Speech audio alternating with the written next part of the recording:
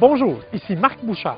Et Bertrand Godin de Auto123.com. Aujourd'hui, on essaie pour vous la vedette des multisegments de Ford, le Edge.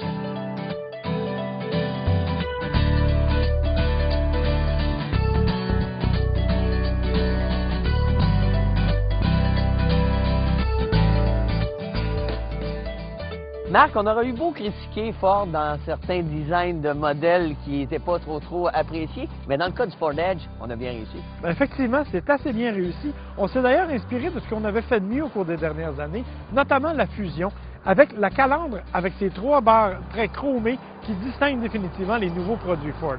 Quant à la silhouette, la ligne elle-même, elle est beaucoup plus agréable à regarder et beaucoup plus dynamique qu'on pouvait l'espérer pour un petit multisegment de cette taille. Complètement. En plus de ça, le fait que le pare-brise soit vraiment bien incliné, ça lui donne un style très aérodynamique. En plus, c'est ça, les lignes sont sans fantaisie, mais quel agrément de pouvoir le regarder avec ses jantes de 17 pouces. Il a fière allure.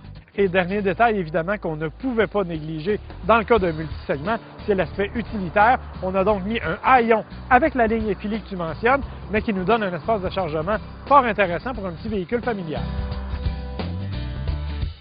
Bertrand, on ne peut pas parler d'un véhicule polyvalent comme celui-là sans parler d'une mécanique qui est efficace. Oui, et c'est le nouveau V6 Duratec 35, 3,5 litres, 265 chevaux, ce qui est quand même correct pour les 1800 kg du poids du véhicule. À ça, on a une transmission 6 rapports et il y a 2 versions. On peut l'avoir en version traction, mais moi, je vous dis que ça vaut la peine d'investir 2000 $ et d'avoir le système intégral.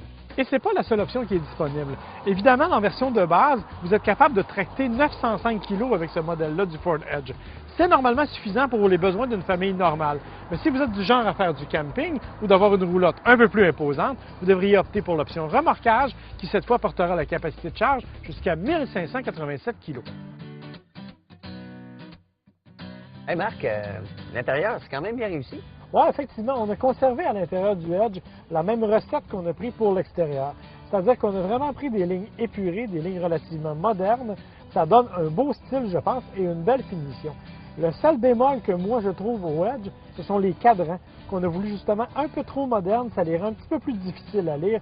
Mais pour le reste, je pense que c'est un bel exemple. Oui, puis bon, au volant, je trouve que c'est intéressant. On a les commandes ici où on peut vraiment sélectionner que ce soit le limitateur de vitesse, aller au contrôle du radio. En plus de ça, le volant est télescopique, ajustable en hauteur.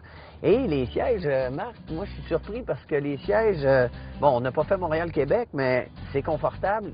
Oui, siège en cuir d'ailleurs sur notre modèle d'essai, un cuir qui est de bonne qualité, qui est quand même bien fini, tout comme le volant d'ailleurs qui a une bonne grippe, qui est aussi en cuir. Ce qui est intéressant aussi du Edge, évidemment, c'est l'espace intérieur. Je ne suis pas de grande taille, mais j'ai de l'espace abondamment en avant. Et il y a aussi beaucoup d'espace à l'arrière, autant qu'il y a d'espace de chargement. Et mieux encore, quand on est bien assis dans la voiture, on est relativement confortable. Oui, les sièges sont confortables, mais c'est peut-être dû aussi à la suspension indépendante aux 4 roues qui fait un bon travail. Aussi, il faut souligner que sur le véhicule d'essai qu'on a, c'est les roues optionnelles 18 pouces.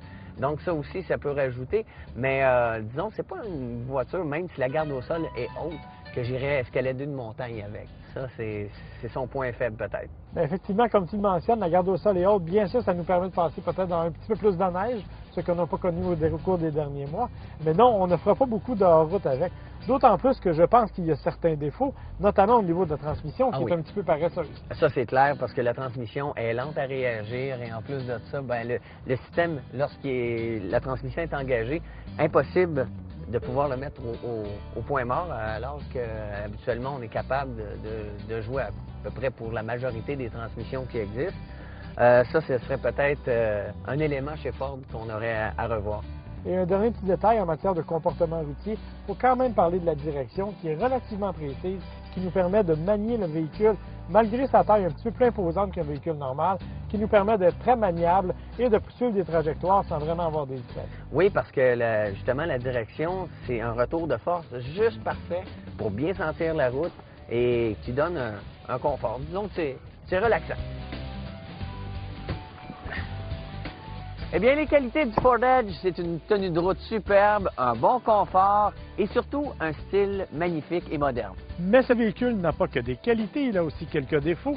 Il est notamment plutôt gourmand en essence et passablement coûteux puisqu'il est parmi les plus élevés de sa catégorie en termes de prix.